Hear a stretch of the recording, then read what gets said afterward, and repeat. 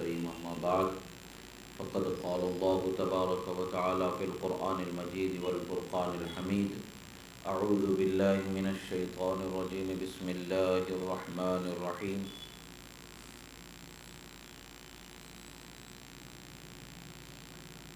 قل لا أسألكم عليه أجرا إلا المودة في القربى صدق الله مولانا العظيم وصدق رسوله النبي الأمين الكريم ونحن على ذلك لمن الشاهدين والشاكرين والحمد لله رب العالمين.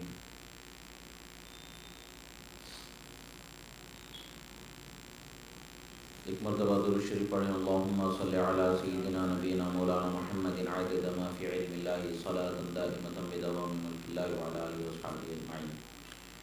ایک مرتبہ اور نبی اور آل نبی پر درود شریف پڑھیں. اللہم صلی علی سیدنا نبینا مولانا محمد عدد ما فی علم اللہ صلاۃ دائمۃ بدوام ملک اللہ وعلی آلہ وصحبہ اجمعین. اللہ رب العزت کا شکر احسان کہ اللہ رب العزت نے ہمیں اس کے حبیب کریم صلی اللہ تعالیٰ علیہ وسلم کا سچا چاہنے والا اور آپ کے اہل بیت سے سچی محبت رکھنے والا بنایا. اللہ رب العزت کا شکر و احسان کہ اللہ رب العزت نے ہمیں اس کے حبیب صلی اللہ تعالیٰ علیہ وسلم سے سچی محبت کرنے والا بنایا اور آپ سے عقیدت و محبت رکھنے والا اور آپ کی ذریت سے عقیدت و محبت رکھنے والا بنایا. اللہ کا شکر ہے کہ اللہ تعالیٰ نے ہمیں اہل بیت کا ذکر کرنے والا بنایا. اہل بیت کی شان کیسی بلند و بالا شان ہے کہ جس کا ہم اندازہ بھی نہیں لگا سکتے. اللہ کے رسول صلی اللہ تعالیٰ علیہ وسلم نے بڑی عظمتوں سے بڑی نعمتوں سے انہیں نوازا. کسی کو کوئی رتبہ دینا ہے، کسی کو کوئی مقام دینا ہے، کسی کے لیے کوئی عزت دینی ہے، وہ اللہ اور اس کے رسول کا کام ہے. اللہ اور اس کے رسول جسے چاہیں اسے عزت والا بنا دے، جسے چاہیں اسے شان و مرتبے والا بنا دے، جسے چاہیں اسے عزت والے گھر میں پیدا فرما دے، جسے چاہیں اسے عزت و شہرت والی زندگی عطا فرما دے. اللہ اور اس کے رسول صلی اللہ تعالیٰ علیہ وسلم کا فیصلہ ہے. اب جس کے لیے جو چیز ہے اس میں کوئی دوسرا اس پر اعتراض نہیں کر سکتا. جس کے لیے جو چیز ہے اس پر اب کوئی دوسرا اعتراض نہیں کر سکتا. اعتراض کے لیے ہمیں کسی کے لیے کوئی گنجائش ہی نہیں ہے. ہم اور آپ کسی پر کچھ اعتراض نہیں کر سکتے کہ کس کے لیے کچھ کیا ملا ہے. وہ اللہ جانے کس کو کیا مرتبہ دینا ہے اور کس کے لیے کیسی نعمت رکھنی ہے، کیسی عظمت کس کے لیے بخشی جانی ہے. یہ اللہ اور اس کا رسول بہتر جانے. اللہ تبارک و تعالیٰ نے بے شک تقویٰ کو اپنی بارگاہ سے اجر و ثواب اور مرتبے کا، رحمت کا ملنے کا سبب بنایا. اللہ رب العزت نے ہمیں نعمتیں، برکتیں، عزتیں، شہرتیں بخشی ہیں. تو وہ کیسے؟ ایک انسان اچھا عمل کرتا ہے، اللہ تبارک و تعالیٰ کی بارگاہ میں وہ انعام کا مستحق ہوتا ہے. اللہ کی بارگاہ سے اسے بخشش، رفعت، رحمت، بزرگی کا صحرا ملتا ہے. ان اکرمکم عند اللہ اتقاکم. اللہ کے نزدیک جو سب سے زیادہ مہربانی کا مستحق ہے وہ کون ہے؟ جو سب سے زیادہ متقی ہوگا، پرہیزگار ہوگا، وہ شخص اللہ کی رحمت کا سب سے زیادہ حقدار ہوگا. یہ اٹل حقیقت ہے، سب سے عظیم چیز ہے. مگر اس کے ساتھ خاندان کو کوئی وقعت نہیں ہے، خاندانی کوئی حیثیت نہیں ہے، ایسا بھی نہیں ہے. اللہ کے رسول کے خاندان کو اللہ تبارک و تعالیٰ نے سب سے بہترین خاندان بنایا. حضرت امام احمد بن حنبل کی کتاب فضائل صحابہ میں حدیث مبارکہ ہے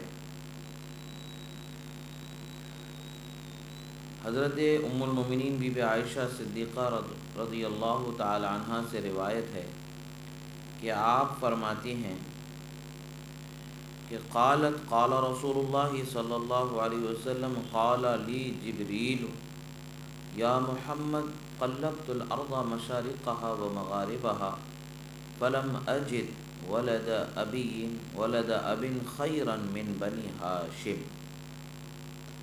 آپ ارشاد فرماتے ہیں،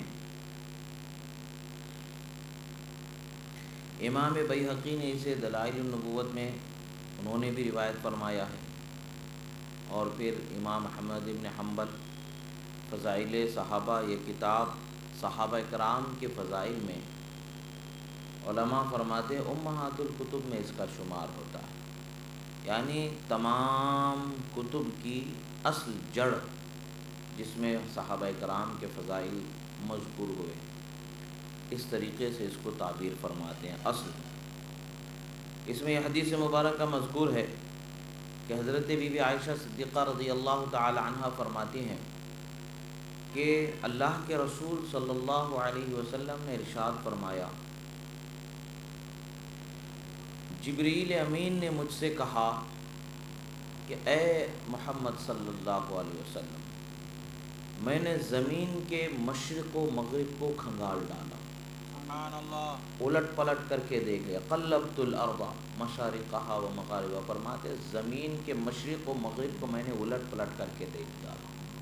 کھنگال ڈالنا کہتے، کونا کونا چپا چپا چھان ڈالنا جیسے کہا جاتا ہے، اردو کہاوتیں، یعنی اس کا مطلب یہ ہے کہ کوئی دقیقہ، کوئی حصہ، کوئی کوشش، کوئی اس میں باقی نہیں رہی تحقیق کرنے کی، یعنی میں نے اچھی طریقے سے دیکھ بھال لیا، پورے زمین کے مشرق و مغرب کو میں نے کھنگال ڈالا ہے، چیک کر لیا ہے، ڈھونڈ ڈالا ہے، دیکھ ڈالا ہے، کسی باپ کے بیٹے کو میں بنو ہاشم کی اولاد سے بہتر میں نے کسی کو نہیں پایا، سبحان اللہ۔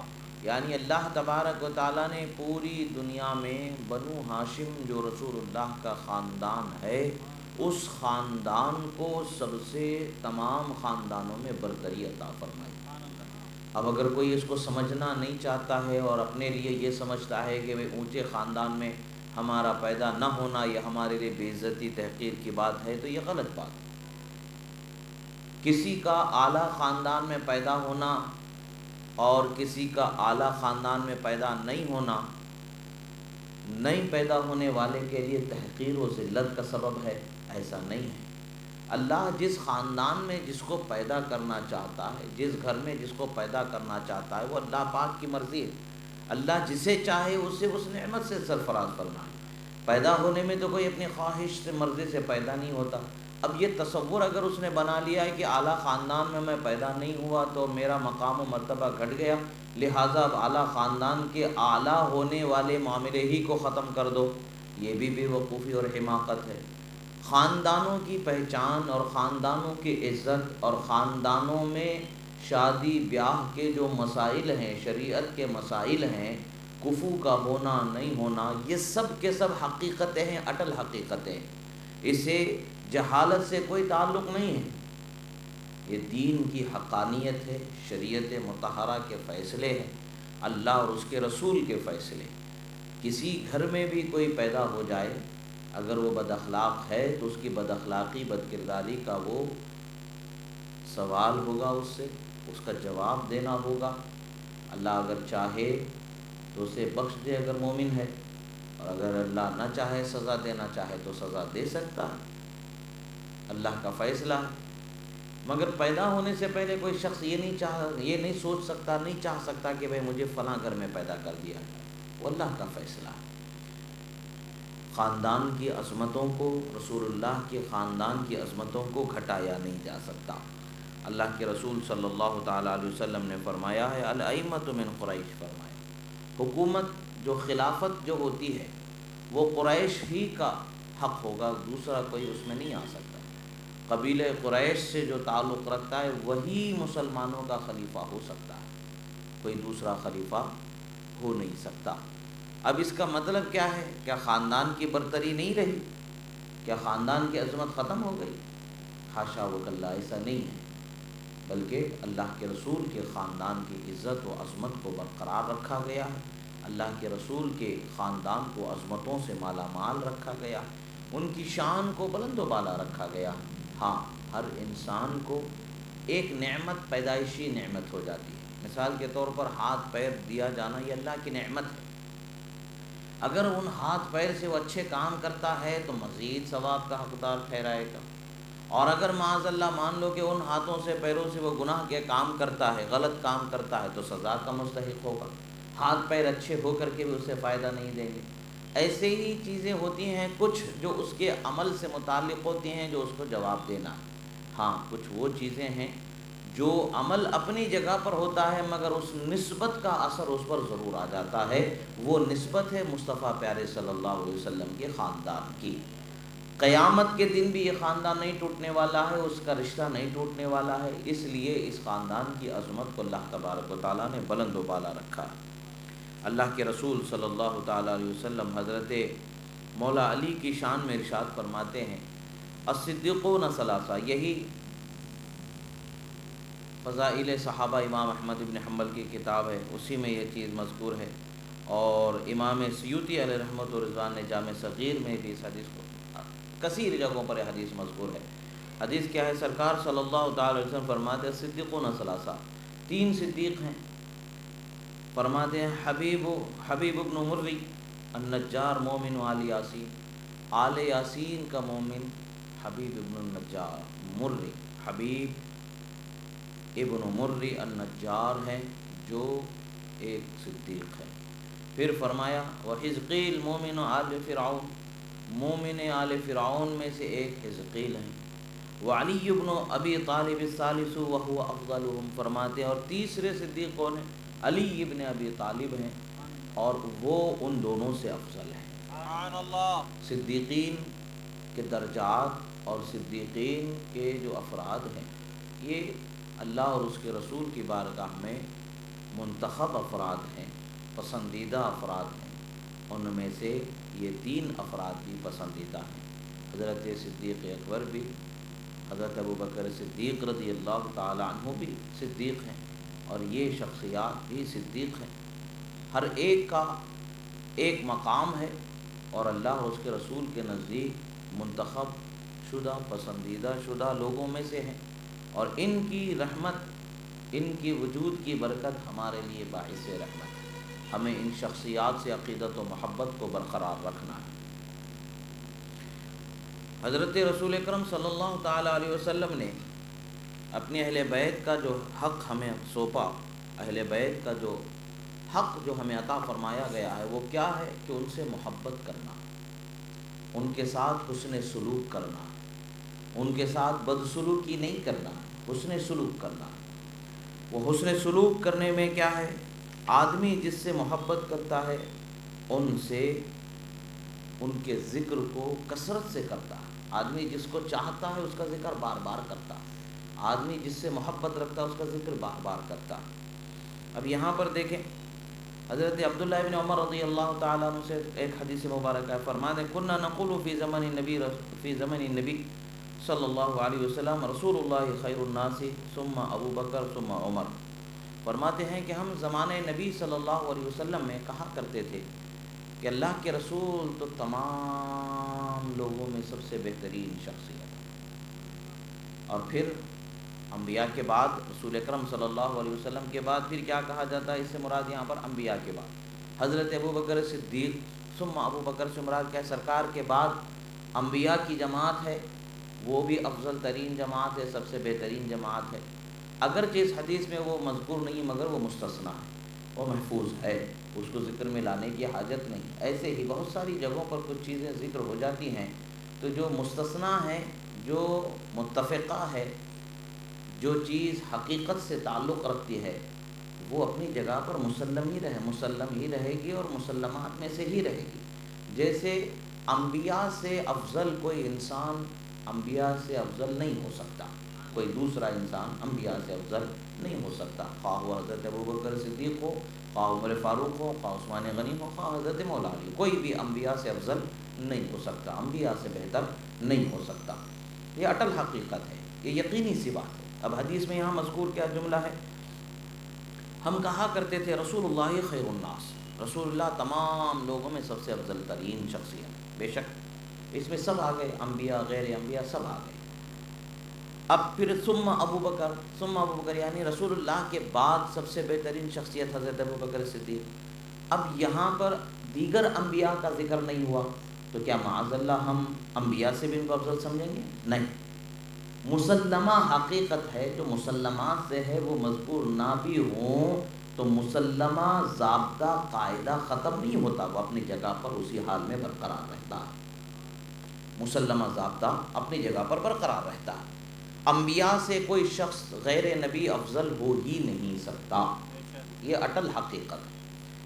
اب انبیاء کے علاوہ، ہم ترجمہ میں اسی لیے ہم نے کہا کہ انبیاء کے علاوہ، انبیاء کے بعد جو لوگوں میں سب سے بہترین شخصیت کا ذکر صاحب کرتے تھے وہ حضرت ابو بکر صدیق کا، پھر ثم عمر، پھر اس کے بعد حضرت عمر فاروق رضی اللہ تعالیٰ عنہ کا ذکر کیا۔ اب یہاں پر یہ ذکر کے ساتھ ساتھ بات کو ختم کر دیا جا سکتا تھا، مگر صحابہ کی ایک محبت دیکھیں، وہ حضرت علی کے ذکر کو چھوڑ نہیں رہے، وہ حضرت علی کے ذکر کو جگہ ہو یا نہ ہو، وہ حضرت علی کے ذکر کو وہاں پر بیان کر دیتے ہیں۔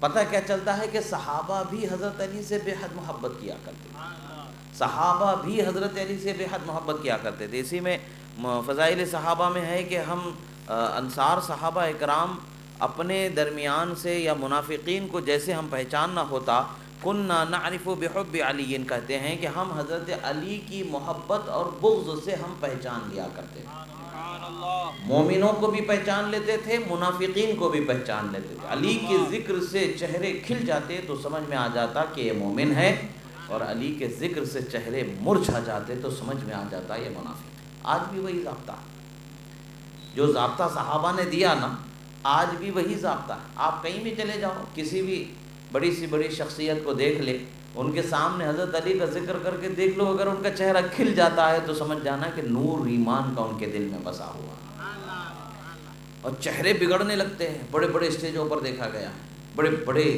ایسے نام کے القابات کے ترے لگے ہوتے ہیں کہ جس کا کوئی بیان نہیں کیا جا سکتا، ایسی قدّار شخصیات اپنے کو شمار کرتے ہیں۔ وہ خود سے شمار کر لے یا ان کے مزعومہ شمار کو دوسرے ان کے اتباع اگر مان لیں اور اس کا ڈنکا پیٹتے ہیں تو فرق کیا پڑنے والا ہے، اس کا کوئی فرق نہیں ہوتا۔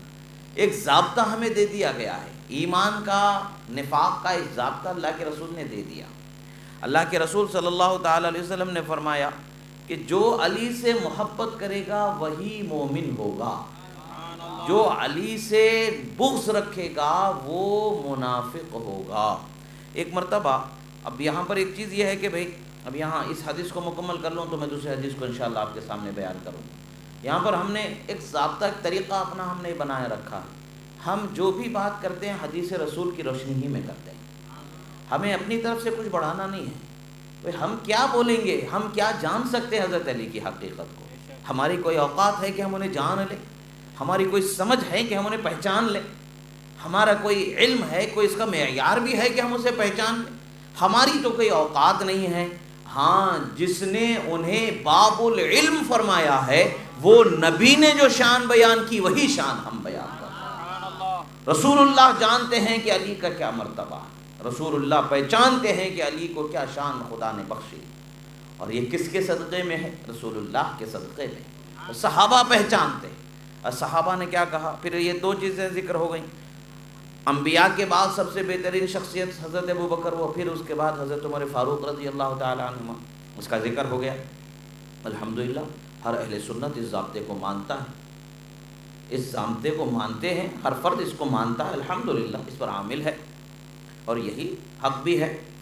پھر فرمایا وَلَقَدْ أُوتِيَ ابن ابی طالب ثلاث خصال، اب فرماتے حضرت ابو طالب کے شہزادے حضرت مولا علی رضی اللہ تعالیٰ عنہ کو 3 ایسی نعمتیں دی ہیں جو دوسروں کو نہیں بخشی گئی۔ یہ خصائص میں سے، خصائص کا کسی شخصیت کے ساتھ خاص ہونا ان سے افضل و اعلیٰ شخصیت کے مقام میں کمی کرنے والی نہیں ہے، اور یہ کسی سے افضل نہیں ہے تو اس کا یہ مطلب نہیں کہ ان کی شان میں خصائص ہی ختم ہو گئے۔ ان کی کوئی حقیقت ہی باقی نہیں بچی. ایسا نہیں ہے. خصائص اپنی جگہ پر وہ بھی مسلمہ ہیں، اور جو حقائق ہیں، جو مسلمات معتقدات ہیں، وہ اپنی جگہ پر مسلمہ ہیں. فرمایا 3 چیزیں ہیں. پھر حضرت عبداللہ ابن عمر بھی فرماتے ہیں، اور یہی حضرت عمر فاروق رضی اللہ تعالیٰ عنہما سے بھی اور بھی دیگر صحابہ کرام سے بھی یہ خواہش مذکور ہوئی ہے. فرماتے ہیں لِأَن تَكُونَ لِوَاحِدَةٌ مِّنْهُنَّ أَحَبُّ إِلَيَّ مِنْ حُمُرِ النَّعَمِ. فرماتے ہیں کہ وہ 3 چیزیں جو ہیں، حضرت علی کو جو نعمتیں ملی ہیں، وہ 3 چیزوں میں سے ایک بھی اگر مجھے مل جاتی تو وہ میرے لیے ساری دنیا کی دولت سے بڑی قیمتی چیز ہو جاتی. وہ کون سی چیز ہے؟ زوجہ رسول اللہ صلی اللہ علیہ وسلم ابنتہ. فرماتے اللہ کے رسول نے انہیں اپنی سب سے چہیتی شہزادی حضرت فاطمہ زہرا سے نکاح فرمایا. سب سے چہیتی. ایک حدیث میں آتا ہے کہ اے علی، کیا میں تمہیں اس سے نکاح نہ کر دوں جو میری اہل بیت میں سب سے چہیتی میری ہے، یعنی میری شہزادی حضرت خاتون جنت رسول اللہ صلی اللہ تعالیٰ علیہ وسلم کے سب سے چہیتی شہزادیوں میں سے سب سے محبوب ترین شہزادی. یوں تو سبھی محبوب ہیں، سبھی مقام محبت میں برابر ہیں، مگر کچھ امتیاز ہوتے ہیں، کچھ التفات ہوتے ہیں جو مخصوص ہوتے ہیں. رسول اللہ صلی اللہ تعالیٰ علیہ وسلم کی بارگاہ میں حضرت خاتون جنت پر بڑے انعام ہیں. حضرت رسول اللہ صلی اللہ علیہ وسلم نے اپنی شہزادی کا نکاح حضرت مولا علی سے فرمایا. ایک یہ نعمت ہو گئی. اب پھر فرماتے وَوَلَدَتْ لَهُ، اور شہزادے رسول اللہ صلی اللہ علیہ وسلم کے گود میں کھیلے بچے پیدا ہوئے، 2 امام حسن و امام حسین. رسول اللہ صلی اللہ علیہ وسلم نے فرمایا کہ ہذان ابنایا و ابنایا ابنتی، فرمایا یہ میرے شہزادے ہیں، اگرچہ میری بیٹی کے کوکھ سے پیدا ہوئے، اگرچہ علی و فاطمہ کی کوکھ سے جنمے ہیں، ان کی ہیں، مگر ہیں میرے شہزادے، یہ دونوں میرے بچے ہیں. رسول اللہ صلی اللہ علیہ وسلم نے فرمایا. اور ایک روایت میں یہ بھی ہے کہ سرکار نے فرمایا، انشاءاللہ کل حسنین کا جو ذکر ہوگا اور بھی اس میں آج بھی ذکر ہوں گا انشاءاللہ، اس میں آئیں گے. سرکار صلی اللہ علیہ وسلم نے فرمایا کہ ہر خاندان کے جو بچے ہوتے ہیں وہ دادا کی طرف منسوب ہوتے ہوں گے ہیں، مگر یہ میرے شہزادے میری طرف منسوب ہیں. اسی لیے رسول اللہ صلی اللہ علیہ وسلم کے شہزادے انہیں کہا جاتا ہے. حضرات حسنین کریمین رضی اللہ تعالی عنہما، حضرات حسنین کریمین رضی اللہ تعالی عنہما کو سرکار کے شہزادے کہا جاتا ہے. اب یہاں پر یہ فرماتے ہیں، فرمایا 2 شہزادوں کو سرکار کے آپ نے، سرکار کے معنوی شہزادوں کو آپ نے اپنی کوکھ سے جنما. اب پھر فرماتے ہیں وسد الابواب الا بابہ فی المسجد. اور پھر فرماتے ہیں کہ مسجد میں گزرنے والے دروازے سب کے بند ہو گئے سوائے حضرت علی کے. سارے دروازے بند ہو گئے، حضرت علی کے دروازے کو بند نہیں کیا گیا. فرمایا گیا علی کے دروازے کے علاوہ ہر دروازے کو مسجد میں کھلنے والے بند کر دو. رسول اللہ صلی اللہ علیہ وسلم نے بند کر، کیونکہ مسجد نبوی سے متصل گھر ہوا کرتے تھے صحابہ کرام کے. مسجد میں آنے کے لیے وہ چھوٹے چھوٹے دروازے رکھا کرتے تھے، اسی میں سے داخل ہو کر کے مسجد میں آ جایا کرتے تھے. رسول اللہ صلی اللہ تعالیٰ علیہ وسلم نے منع فرما دیا، سارے دروازے بند ہو گئے سوائے حضرت مولا علی کے دروازے، وہ دروازہ کھلا رہا. یہ نعمت، یہ 3 نعمتیں ملی. ایک تو خاتون جنت کے شوہر بنے، ایک مسجد میں دروازہ کھلا رہا، تیسری کیا ہے وہ عطاہ الرایہ یوم خیبر. فرماتے ہیں اور اللہ کے رسول نے انہیں خیبر کے دن جھنڈا عطا فرمایا. اور خیبر کے دن جھنڈا عطا فرمانا، یہ 3 نعمتیں، یہ 3 نعمتیں میں سے کوئی ایک بھی مجھے مل جاتی تو ساری دنیا کی دولت بھی اس کے سامنے پیش ہو جاتی. میری نظر میں اس سے قیمتی چیز ہے. اس سے پتہ کیا چلتا ہے کہ صحابہ کرام رضوان اللہ علیہم اجمعین جب بھی حضرات اولو العزم کا ذکر کرتے تو اس میں حضرت مولا علی کو ضرور شامل ہے. وہ اپنی نجی مجلس ہو یا عام مجلس ہو، حضرت علی سے محبت ان کی ایسی رہی کہ وہ ان کے ذکر کے بغیر ان کے مجلسیں ختم نہیں ہوتی. ہمیں تو یہی ملتا، کسی کو نہیں ملتا ہے تو اس کی نظر ہے، اس کی سوچ ہے، اس کی تلاش و جستجو، ہمیں تو یہی ملتا ہے. وہ کیسے ان سے محبت نہ کرے جن سے رسول اللہ نے محبت فرمایا. وہ کیسے ان سے محبت نہ کرے جن کو رسول اللہ نے فرمایا علی منی وانا منہ، میں علی سے ہوں، وہ مجھ سے ہے میں ان سے ہوں، علی مجھ سے ہے میں علی سے ہوں، یہ جس کے لیے رسول اللہ نے فرمایا صحابہ کیسے ان سے محبت نہ کریں؟ یہ کیسے ہو سکتا؟ نہ عقل سے تسلیم کرتی ہے نہ دلیل سے تسلیم کرتی ہے۔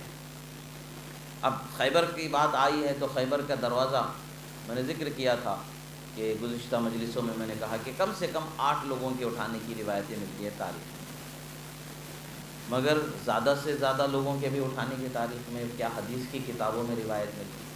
افسوس تو اس بات پر ہوتا ہے کہ بھئی 8 لوگوں کا اٹھانا کیا بڑی بات ہے، یہ کہا جاتا ہے بھئی 8 لوگ اٹھاتے ہیں تو کوئی طاقتور آدمی ہوتا ہے، دبلے پتلے 8-10 لوگ مل کے جو کام نہیں کر سکتے وہ طاقتور موٹا تازہ آدمی کر لیتا ہے، ایسے کسی کی طاقت کسی چیز میں بڑی ہو جانا یا نیک سے کوئی کام کر دینا یہ کیا بڑے تعجب کی بات ہے۔ لوگوں کی عقلوں پر ہمیں حیرانی ہوتی ہے کہ جب بھی حضرات اہل بیت اطہار کی شانیں بیان ہوتی ہیں وہ بھی کتاب و سنت سے، قرآن و سنت سے جب بیان ہوتی ہیں اس میں بھی ان کے ذہن اسے تسلیم نہیں کرتے، قبول نہیں کرتے۔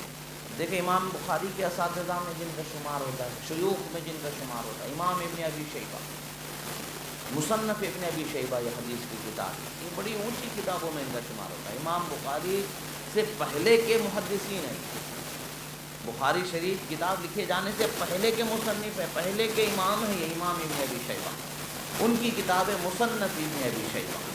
مصنف ابن ابی شیبہ کے اندر حدیث مبارکہ کیا اچھا مصنف ابن ابی شیبہ ہی میں خاص کر یہ حدیث ہے بس اور کہیں نہیں ہے، ایسا نہیں ہے۔ امام ابن حجر اسقلانی رحمۃ اللہ تعالی علیہ نے فتح الباری میں اس کو ذکر فرمایا، اور پھر کشف الخفا میں امام عجلونی اس کو ذکر فرمایا، اور امام عجلونی فرماتے ہیں کہ امام حاکم نے اس کو روایت کر دیا۔ پھر امام بیہقی نے حضرت جابر رضی اللہ تعالیٰ عنہ سے اس حدیث مبارکہ کو روایت فرمایا، اور امام طبری نے تاریخ الامم والملوک میں اس حدیث کو روایت فرمایا، امام ابن ہشام نے سیرت النبویہ کے اندر اس کو ذکر فرمایا۔ ایک چیز کے لیے اتنے شواہد موجود ہیں پھر بھی انکار لوگ کر دیتے ہیں۔ اب یہ جو روایت ہوئی ہے وہ 8 لوگوں کی نہیں ہے، روایت زیادہ لوگوں کی روایت، ہم کم لوگوں کی روایت کرتے ہیں تب بھی لوگوں کے دل میں نہیں ہے، اس سے کیسے ہو سکتا ہے؟ قلعے کے دروازے کھلونا نہیں ہوتے، گھر کے دروازے میں قلعے کے دروازے میں بہت بڑا فرق ہوتا ہے۔ آدمی اپنے گھر کا دروازہ جو مین ڈور رکھتا ہے وہ بیڈ روم کے ڈور سے مضبوط رکھتا ہے، وزنی ہوتا ہے۔ قلعے کا دروازہ آج کے زمانے میں مین ڈور وزنی طاقتور ہوتا ہے، ایک آدمی آسانی سے اٹھا نہیں سکتا ہے۔ تو زمانے گزشتہ میں جہاں چوری کا، ڈکیتی کا، لوٹ مار کا ہمیشہ خطرہ رہتا ہے، دوسرے لوگوں کا حملہ کرنا، قلعے پر قابض ہو جانا، وہاں ایسا دروازہ رکھیں گے ایک آدمی سر جھکا کے گھسے گا، نکلے گا، ایک ہاتھ سے دروازہ اٹھا لے گا؟ ہو سکتا ہے؟ عقل میں آنے والی بات ہے۔ قلعے کے دروازے کیسے ہوا کرتے؟ وزنی ہوا کرتے، بڑے ہوا کرتے۔ کہ خیبر کسی کا گھر فتح نہیں ہوا تھا، قلعہ تھا خیبر کا، اس قلعے کو فتح کیا گیا۔ اب بتاتے بھائی یہ جو کوئی یہ خیبر کا دروازہ ہے، ایک بدبخت شخص وہ اپنی کلپ میں بتاتا ہے کہ بھائی وہ یہ دیکھو یہ چھوٹا سا دروازہ خیبر کا دروازہ ہے، اس کے بارے میں لوگوں نے ہوا بنا لیا کہ حضرت علی نے ایک ہاتھ سے اٹھا لیا، کون سا پڑا؟ جب دیواریں ٹوٹ گئی اس کو تم نے پھر سے جوڑ توڑ کر کے لوگوں کے سامنے آنے جانے کا راستہ بنایا، اور پکنک اسپاٹ ہسٹوریکل پلیس بنا کر کے پیسے بٹور رہے ہو، وہ سمجھ رہے ہو کہ بھائی دروازہ اس زمانے میں اتنا ہی تھا۔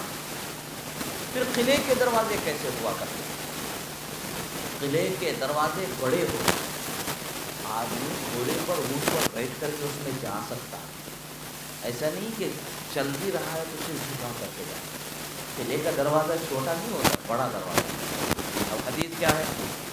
حضرت جابر ابن عبداللہ رضی اللہ تعالیٰ عنہ سے روایت، آپ فرماتے ہیں کہ ان علی حمل الباب یوم خیبر حتی صعد المسلمون ففتحوها، فرماتے ہیں وَأَنَّهُ جُرِّبَ فَلَمْ يَحْمِلْهُ إِلَّا 40 رَجُلًا۔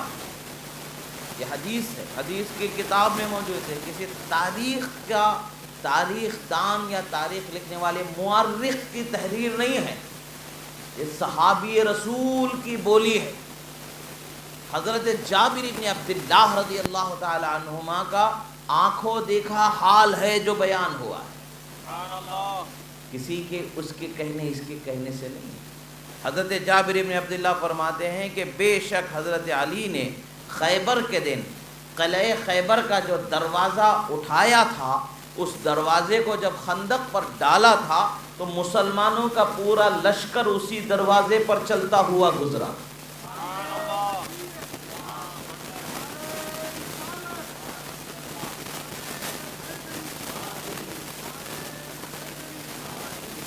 لشکر دروازے پر سے چل کر کے جائے، اور وہ لشکر جس دروازے پر سے چل کر کے جائے وہ چھوٹا دروازہ ہوگا۔ گھوڑا، پھر گھوڑے پر آدمی سوار، آدمی کے جسم میں، گھوڑے کے جسم میں لوہے وغیرہ کا لباس ہوتا ہے، کچھ بھی ہو، وہ چھوٹا سا دروازہ، گھر کا دروازہ اس کو سنبھال سکتا ہے؟ نہیں سنبھال سکتا۔ اب روایت میں کیا ہے؟ یہ آزمودہ بات ہے۔ وَجُرِّبَ وَأَنَّهُ جُرِّبَ فَلَمْ يَحْمِلْهُ إِلَّا 40 رَجُلًا، فرماتے ہیں اس کو بارہا آزمایا گیا تھا، 40 لوگ سے کم اس دروازے کو ہلا بھی نہیں سکتے تھے، اٹھا بھی نہیں سکتے تھے۔ 40 لوگ مل کر کے جس دروازے کو کھولتے بند کرتے، اس دروازے کو حضرت مولا علی نے ایک ہاتھ سے اکھاڑ کر کے رکھ دیا۔ یہ ان کی شان ہے، رسول اللہ کی حمایت ہے، عطا ہے۔ وہ جو نعمت سرکار نے بخشی ہے، اس نعمت کی یہ عظمت ہے۔ آنکھوں نے دیکھا، بیان کیا۔ اب الگ بات ہے کہ آج یہ لوگ نہیں مانتے۔ اب ان کی نظر میں امریکہ بہت بڑا سپر پاور ہے، امریکہ کے ٹکڑے پہنچ رہے ہیں، سکے پہنچ رہے ہیں، ڈالر پہنچ رہے ہیں، بھائی امریکہ بہت طاقت والا ہے۔ امریکہ کے کیا اوقات ہے؟ اللہ والوں کی طاقت ہے، اللہ والوں کا مقام و مرتبہ۔ اللہ نے قرآن مجید میں ارشاد فرمایا، زمین پر حاکم، زمین پر حکومت کرنے والے مالک اگر کسی کو اللہ نے بنایا ہے تو اللہ کے نیک بندوں کو اللہ نے بنایا۔ اللہ تبارک و تعالیٰ نے اپنے صالحین بندوں کو نعمت عطا فرمائی، یہی وجہ ہے۔ اب امریکہ جا کر کے پانی پر کتنے بھی میزائل مارے، کیا پانی نیچے جا سکتا ہے؟ ایک مرتبہ حضرت علی رضی اللہ تعالیٰ عنہ کی شخصیت، آپ کے زمانے میں دریا کا پانی اس قدر بڑھنے لگا کہ شہر میں داخل ہونے لگا۔ بارشوں کا زمانہ ہوتا ہے تو دریاؤں میں طغیانی آ جاتی ہے، ندی نالے جو دریا ہوتے ہیں وہ دریائے دجلہ یا دریائے فرات تھا جو شہر میں پانی داخل ہونے لگا۔ حضرت مولا علی کے پاس لوگ آ کر کے عرض کرتے، حضور پانی داخل ہو رہا ہے، کچھ کرم فرمائیں۔ حضرت مولا علی رضی اللہ تعالیٰ عنہ، اللہ نے قرآن مجید میں فرمایا، وَلَقَدْ كَتَبْنَا فِي الزَّبُورِ مِن بَعْدِ الذِّكْرِ أَنَّ الْأَرْضَ يَرِثُهَا عِبَادِيَ الصَّالِحُونَ، فرمایا کہ ہم نے زبور، جو حضرت داؤد علیہ نبینا علیہ الصلوۃ والسلام پر نازل شدہ کتاب، اس میں بھی پہلے ہی بیان کر دیا کہ زمین کے وارث، زمین کے حاکم، مالک میرے نیک بندے ہی ہوں گے۔ کوئی دوسرے کی حکومت زمین پر نہیں چلتی ہے تو اللہ والوں ہی کی چلتی ہے۔ یہ تو قرآن کا فیصلہ ہے۔ اب اس کا نظارہ ہم کیسے دیکھتے ہیں؟ حضرت علی کی خدمت میں لوگ آتے ہیں، عرض کرتے ہیں کہ حضور پانی شہر میں داخل ہو رہا ہے، آپ پانی شہر میں داخل ہو رہا ہے تو آپ کچھ کرم فرمائیں۔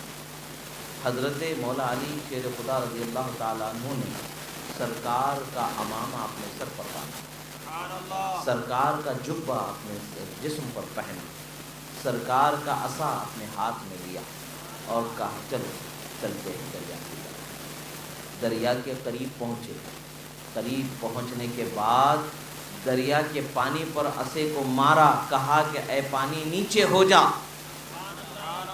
اتنا کہنا تھا کہ جتنا لمبا عصا تھا اتنا پانی نیچے ہو گیا۔ پھر سرکار نے پوچھا کہ بھئی بتاؤ اتنا کافی ہے کہ اور نیچے ہونا چاہیے پانی؟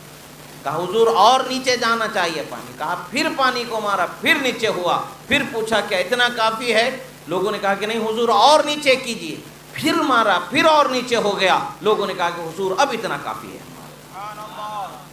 تو یہ طاقت ہوتی ہے، یہ سپر پاور ہوتا ہے، وہ نہیں جو دھوکے سے مظلوموں کے خون کو نچوڑ کر کے ان کے خون کے قطروں سے بنائی ہوئی کرسی وہ طاقت پر بیٹھنے والا طاقتور ہوتا ہے۔ یہ تو وہ ہیں کہ جن کے خاندان کے خون پر پوری بنیاد اسلام کی باقی بچی۔ حقہ کے بنا لا الہ ہست حسین پر، شاہ ہست حسین، بادشاہ ہست حسین، دین ہست حسین، دین پناہ ہست حسین، سرداد نداد دست در دست یزید، حقہ کے بنا لا الہ ہست حسین۔ خواجہ غریب نواز نے بے شک حق کہا کہ حسین بادشاہوں کے بادشاہ، حسین دین ہے، دین کو پناہ دینے والے۔ سر تو دے دیا مگر ہاتھ بیعت کا یزید کے ہاتھ میں نہیں دیا۔ سچ تو یہ ہے کہ لا الہ کی بنیاد ہے حسین۔ یہ اللہ کے رسول صلی اللہ علیہ وآلہ وسلم۔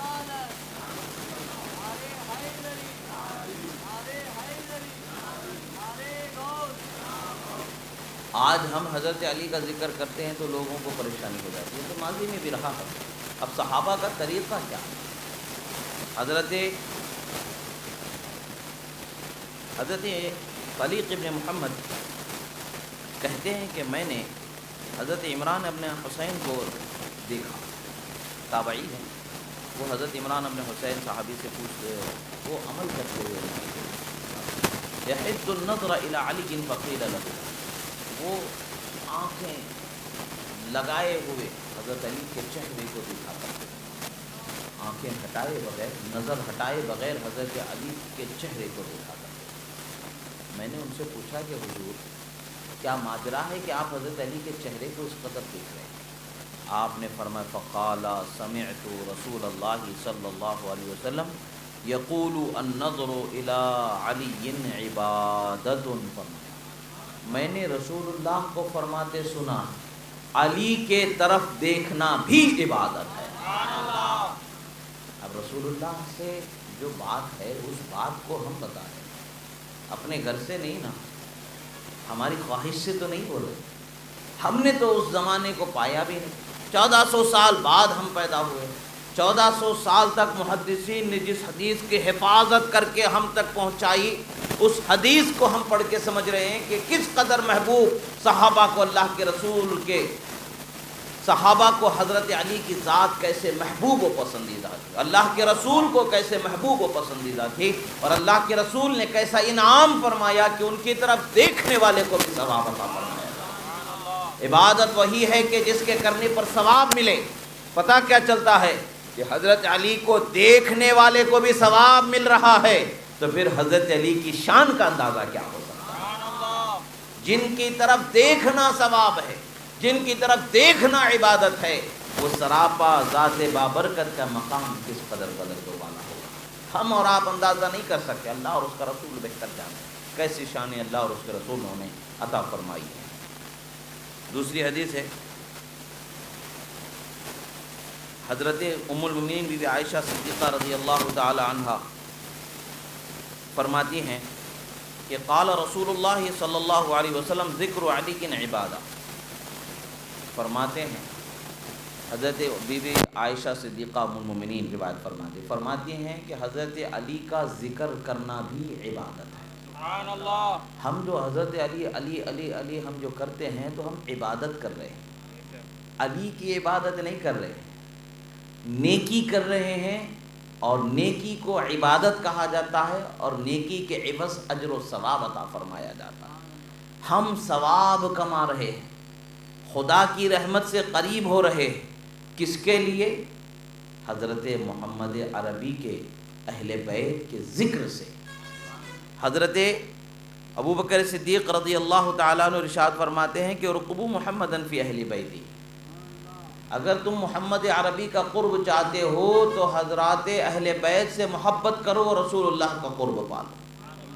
اور حضرت ام المؤمنین ہی سے ایک اور روایت ہے کہ آپ فرماتی ہیں کہ عن عائشہ رضی اللہ تعالی عنہ قالت رأيت ابا بکر یکثر النظر الى وجه علی فقلت له یا ابت اراك تکثر النظر الى وجه علی فقال یا بنی سمعت رسول اللہ صلی اللہ علیہ وسلم یقول النظر الى وجه علی عبادۃ، رواہ ابن عساکر۔ فرماتی ہیں کہ حضرت بی بی عائشہ صدیقہ رضی اللہ تعالی عنہ کہ میں نے حضرت والد ماجد خلیفہ برحق حضرت ابو بکر صدیق رضی اللہ تعالی عنہ کو حضرت مولا علی کے چہرے کی طرف نظر ہٹائے بغیر دیکھتے ہوئے پایا، اور میں نے پوچھا کہ والد ماجد یہ کیا ماجرا ہے کہ آپ جب بھی حضرت علی کے چہرے کو دیکھنے لگتے ہیں تو نظر کو ہٹاتے نہیں، بس دیکھے جاتے ہیں دیکھے جاتے دیکھے جاتے ہیں۔ حضرت ابو بکر صدیق رضی اللہ تعالیٰ عنہ فرماتے ہیں کہ میری بیٹی سنو، میں نے رسول اللہ صلی اللہ علیہ وآلہ وسلم سے سنا کہ علی کے چہرے کی طرف دیکھنا بھی عبادت ہے۔ صحابہ کرام اگر ان سے محبت نہ کرتے تو کیا یہ نعمتیں، یہ حدیثیں ہمارے پاس پہنچتی؟ اب صحابہ کرام کی نظر میں جب ان کا مقام اتنا بلند و بالا ہے تو ہم اور آپ کیا اس کا اندازہ لگا سکتے ہیں؟ نہیں لگا سکتے ہیں۔ اللہ کے رسول صلی اللہ تعالیٰ علیہ وسلم نے اپنی بیٹی کا نکاح فرمایا تو کیسا نکاح فرمایا؟ فرماتے ہیں حضرت انس رضی اللہ تعالیٰ عنہ سے روایت ہے، قال بینما رسول اللہ صلی اللہ علیہ وسلم فی المسجد اذ قال لعلی هذا جبریل یخبرنی ان اللہ زوجک فاطمة واشهد على تزویجک 40,000 ملک واوحى الى شجرة طوبى ان انثری علیہم الدر والیاقوت فنثرت علیہم الدر والیاقوت فابتدرت الیہ الحور العین یلتقطن من اطباق الدر والیاقوت فهم یتہادونہ بینہم الى یوم القیامت۔ رواہ محب الطبری۔ یہ ایک حدیث ہے، بڑی عظیم نعمت اس میں ہمیں سمجھ میں آتی ہے۔ حضرت انس بن مالک رضی اللہ تعالی عنہ سے روایت ہے کہ فرماتے ہیں رسول اللہ صلی اللہ علیہ وسلم مسجد میں جلوہ فرما تھے اور حضرت علی بھی تشریف فرما تھے کہ سرکار نے حضرت علی کو قریب بلا کر کے فرمایا کہ علی سنو، اللہ نے فاطمہ کا نکاح تم سے کر دیا۔ سبحان اللہ۔ جبریل امین نے مجھے اس کی خبر دی کہ خدا نے فاطمہ کو تمہارے نکاح میں دے دیا۔ سبحان اللہ۔ فاطمہ تمہاری زوجہ ہو گئیں۔ اچھا، اب ہر نکاح پر گواہ ہوتے ہیں کہ نہیں ہوتے؟ بغیر نکاح کے گواہ، بغیر گواہوں کے نکاح ہوتا ہے کیا؟ چوری چھپے تو ہوتا نہیں، گواہ تو ہوتے ہیں۔ کبھی کبھی کم گواہ ہوتے ہیں، کبھی کبھی زیادہ ہوتے، کم سے کم 2 لوگ ہونے چاہیے گواہ۔ مگر حضرت مولا علی و خاتون جنت کے نکاح پر کتنے گواہ تھے؟ سبحان اللہ۔ صحابہ اکرام وغیرہ جو تھے وہ تو تھے ہی، مگر فرشتے بھی گواہ جن کے نکاح میں ہو جائیں وہ نکاح خاتون جنت کا نکاح کہلاتا ہے۔ فرشتے جس کے نکاح کے گواہ ہوں وہ نکاح فاطمہ زہرا کا نکاح کہلاتا ہے۔ سرکار مدینہ صلی اللہ علیہ وسلم سے جو حدیث ہے وہ فرماتے ہیں کہ 40,000 فرشتے اس نکاح میں گواہ، 40,000 ملک، فرماتے 40,000 فرشتے، 40,000 فرشتے جس نکاح میں گواہ ہوں وہ نکاح فاطمہ زہرا رضی اللہ تعالیٰ عنہ۔ پھر فرماتے ہیں پھر اللہ تبارک و تعالیٰ نے اچھا، پھر شادی میں لوگ کھجور وغیرہ تقسیم کرتے ہیں نا، کھجور وغیرہ تقسیم کرنا ہے سنتوں میں سے ہے، نکاح کے سنتوں میں سے ہے۔ تقسیم ہوتے ہیں کہ نہیں ہوتے؟ سبھی کرتے ہیں، ہم تو کرتے، اہل سنت تو کرتے، دوسرے کرتے نہیں کرتے پتہ نہیں، کرتے ہیں۔ تو وہاں بھی تو کچھ بٹنا چاہیے، وہاں بھی تو کچھ بٹا ہوگا۔ نکاح کی محفل میں کچھ نہ کچھ بٹتا ہے کہ نہیں بٹتا ہے؟ نکاح کی محفل میں کچھ نہ کچھ تو بٹتا ہی ہے۔ وہاں کیا ہوا؟ اوحا الی شجرۃ طوبیٰ، اللہ تبارک و تعالیٰ نے شجرہ طوبیٰ سے فرمایا کہ اے شجرہ طوبیٰ ان پر یاقوت اور موتی کو نچاور کرتے چلے جاؤ۔ یاقوت اور موتی ہیرے جواہرات میں سے جن کا شمار ہوتا ہے، ان کو ان پر نثار کرتے چلے جاؤ، نچھاور کرتے چلے جاؤ۔ اور پھر جنت کی جو حوریں ہیں جب نثار ہو گئے ہیں، نچھاور کر دیا گیا، تو اٹھانے والے بھی تو چاہیے نا، لینے والے بھی تو چاہیے۔ صرف تقسیم ہو گئے کیسے؟ ہر پہلو کو رکھا گیا، ہر پہلو کو رکھا گیا۔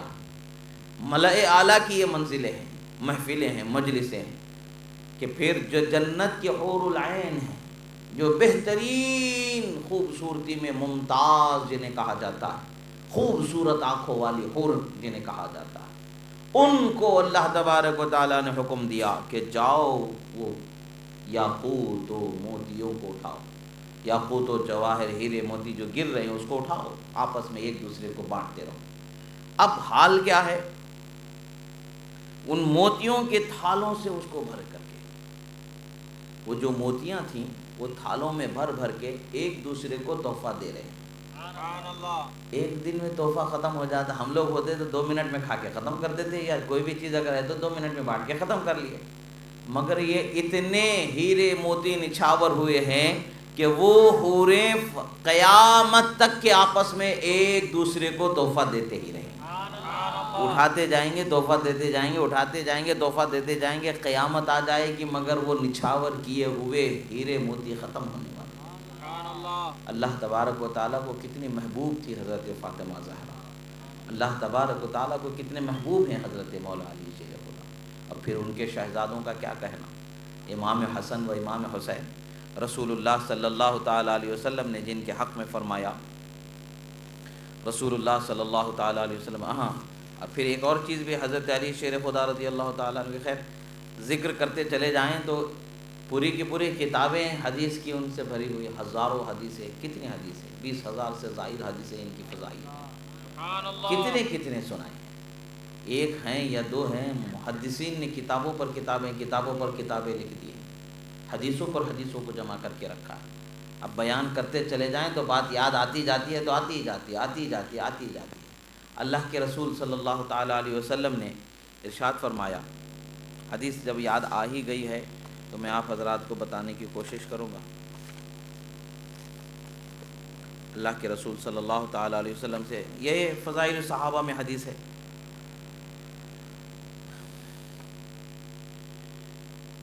حضرت سلمان سے حدیث مبارکہ ہے، فرماتے ہیں کہ قال سمعت حبیبی رسول اللہ صلی اللہ علیہ وسلم یقول، میں میرے حبیب رسول اللہ سے اس حدیث کو سماعت کیا میں نے، فرمایا کنت انا وعلی نورا بین یدی اللہ قبل ان یخلق آدم ب14,000 عام، فلما خلق اللہ آدم قسم ذلك النور جزئین فجزء انا وجزء علی علیہ السلام۔ اب یہ حدیث تو ہم نے سنا دیا، ہضم سب کو ہوگی نہیں، جو محبت والے ہیں وہ سمجھتے ہیں، جو فرق جانتے ہیں وہ جانتے ہیں، جو نعمت کے سمجھنے والے ہیں، قدر کرنے والے ہیں وہ کرتے ہیں، جو نہیں کرتے ان کے لیے ہم حدیث سنانے سے کیوں رکیں؟ ہم کسی کے ڈر سے حدیث کے سنانے سے رکتے نہیں، ہمیں جب لگتا ہے کہ بھئی کس بات سنانے سے لوگ ہمارے دشمن ہوں گے تو ہمیں تو فکر ہی نہیں ہوتی، ہم جانتے ہیں کہ زمانہ دشمن ہو جائے ہمیں غرض نہیں ہے، اللہ کے رسول راضی ہو جائیں یہی ہمارا مقصود ہے۔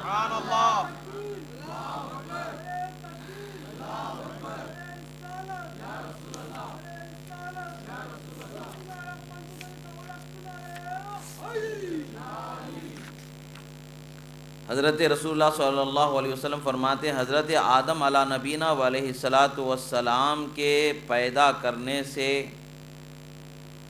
14,000 سال پہلے میرا اور علی کا نور رب ذوالجلال کے قرب خاص میں جلوہ فرما تھا۔ پھر جب اللہ نے حضرت آدم علیہ السلام کو پیدا فرمایا تو اس نور کے 2 حصے فرمائے، ایک سے میں دنیا میں آیا، دوسرے حصے سے علی کو اللہ نے پیدا فرمایا۔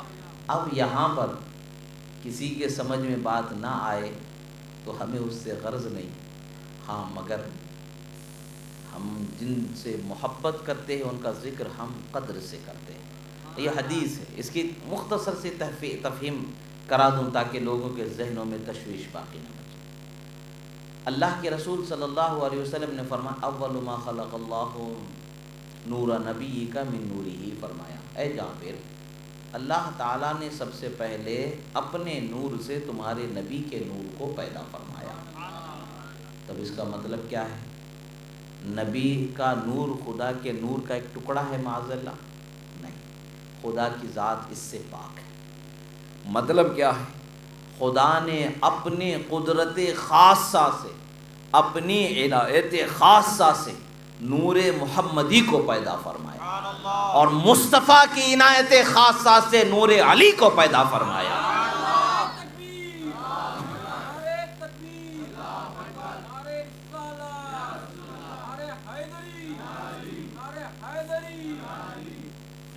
اللہ کے رسول صلی اللہ تعالیٰ علیہ وسلم کی شان و عظمت کو اور ان کے محبوب کی شان و عظمت کو ہم جتنی بھی بیان کریں کم ہی ہے۔ حضرت ابی رافع رضی اللہ تعالیٰ عنہ سے روایت ہے کہ فرماتے ہیں رأیت رسول اللہ صلی اللہ علیہ وسلم اذن فی اذن الحسن بن علی حین ولدت فاطمۃ بالصلاۃ، رواہ ترمذی و ابو داؤد احمد وقال ھذا حدیث حسن صحیح۔ فرماتے ہیں جب حضرت امام حسن مجتبیٰ پیدا ہوئے، رسول اللہ صلی اللہ تعالیٰ علیہ وسلم تشریف لائے اور حضرت امام حسن مجتبیٰ کی کان میں اذان پڑھی۔ سبحان اللہ۔ اس سے پہلے کسی کے کان میں اذان نہیں پڑھی جاتی تھی، اس سے پہلے کسی کے کان میں اذان نہیں پڑھی جاتی تھی۔ آج ہمارے بچوں کے کانوں میں اذان پڑھتے ہیں کہ نہیں پڑھتے ہیں؟ یہ کس کا صدقہ ہے؟ یہ کس کا صدقہ ہے؟ یہ اہل بیت کا صدقہ ہے جو ہمیں نعمت اللہ کے رسول نے عطا فرمائی۔ اگر اللہ کے رسول اذان نہیں پڑھے ہوتے تو ان کے کان میں ہمیں آج توفیق ہوتی، ہمیں فکر ہوتی، اس کی نہیں ہوتی۔ اور اس کا فائدہ کیا ہے؟ بچوں کو شیطان دھوکہ نہیں دے سکتا، تکلیف نہیں دے سکتا۔ تکلیف دینے والا ایک شیطان بچوں کے ساتھ خود پیدا ہوتا ہے، وہ شیطان بھاگ جائے گا، ان سے دور ہو جائے گا، حفاظت میں رہے گا بچہ۔ سنت ہے، بہت سارے لوگ بولتے ہیں کہ کچھ لوگوں کا زمانہ کچھ دن قبل ایک ایسے شخص کا بھی سننے کو ملا کہ وہ کہتا ہے بھی نہیں یہ سب غلط چیزیں ہیں، اذان کچھ نہیں دینا چاہیے، اس سے کچھ ہوتا نہیں۔ رسول اللہ نے جو کیا وہ تمہاری سمجھ میں نہ آئے تو غلط ہو جائے۔ رسول اللہ نے جو فرمایا اگر تمہاری سمجھ میں نہیں آ رہا ہے تو بات ہی غلط ہو گئی۔ ارے تم اپنی فکر کرو، اپنا علاج کراؤ، کسی پاگل خانے میں بھرتی ہو جاؤ تاکہ عقل صحیح ہو جائے۔ بات یہ تمہاری نہیں ہے کہ تمہاری سمجھ میں آسانی سے آ جائے، یہ تو اللہ کے رسول کی بات ہے۔ جس کو رسول اللہ کی بات سمجھ میں نہ آئے وہ اپنی عقل پر روئے، اور بات کی سمجھ یہ رحمت ہی سے ہو سکتی ہے، اللہ کی توفیق ہی سے ہو سکتی ہے، کیونکہ اس بات کی عظمت ایسی ہے کہ جس کا بیان خود قرآن نے فرمایا ہے وَمَا يَنْطِقُ عَنِ الْهَوَىٰ إِنْ هُوَ إِلَّا وَحْيٌ يُوحَىٰ، میرا حبیب اپنی خواہش سے کچھ نہیں کہتا، وہ وہی کہتا ہے جو خدا کو منظور ہوتا ہے، خدا جو کہلواتا ہے وہی کہتا ہے، وہی کا ہی وہ بیان کرتا ہے۔ یہ اللہ کے رسول صلی اللہ علیہ وسلم کی شان ہے۔ اور آج بھی ہمیں نعمت ملی، ہم بھی اپنے بچوں کو شیطان سے بچا لیتے ہیں، کان میں اذان دے دیتے، شیطان سے بچا لیتے ہیں۔ اب یہ ایک چلن چل گیا ہے، بچہ پیدا ہوتے کہ ڈاکٹر لے کے فوراً بھاگ جاتے ہیں، ڈبے میں رکھنا ہے، ڈبے میں رکھنا ہے۔ ماں باپ پریشان ہو جاتے کیا ہو رہا ہے کیا نہیں ہو رہا ہے۔ ارے زندگی اللہ دینے والا ہے، موت اللہ دینے والا ہے، کوئی ڈرنے کی بات نہیں۔ اگر کچھ کمزوری ہے وہ علاج کے لیے ڈبے میں رکھنا ہے تو رکھے، مگر ہمارا یہ فرض ہے کہ ہمارا بچہ دنیا میں آتے ہی سب سے پہلے اذان کی آواز سن لے تاکہ وہ اللہ اور اس کے رسول کی وحدانیت اور رسالت کا اقرار کرنے والا ہو جائے۔